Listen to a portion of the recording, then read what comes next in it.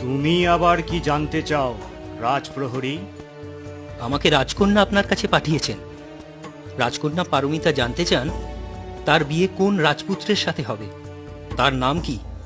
তোমার নাম কি? আমি কিছু জানতে চাই না। রাজপ্রহরীর আবার ভবিষ্যৎ তা না জানাই ভালো।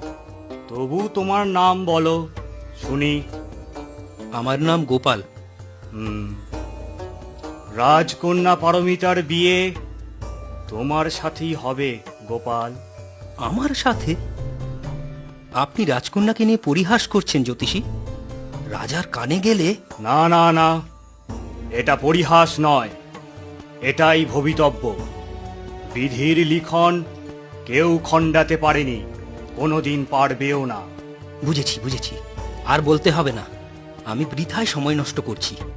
যাই, এতক্ষণে রাজকন্যার নিশ্চয়ই পুজো সারা হয়ে গিয়েছে।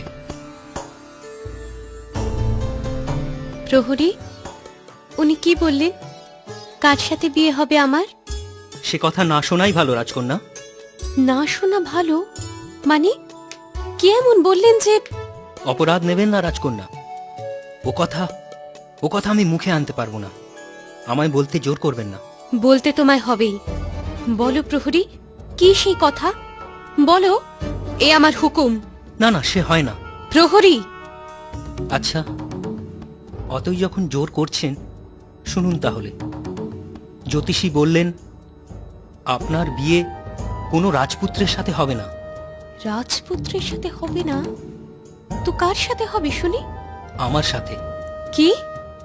সামান্য একটা প্রহরী হয়ে এ কথা তুমি মুখে আনতে পারলে কেমন করে? আমি এখনই মহারাজাকে গিয়ে জানাচ্ছি। তোমার এত বড় স্পর্ধা, বেয়াদব!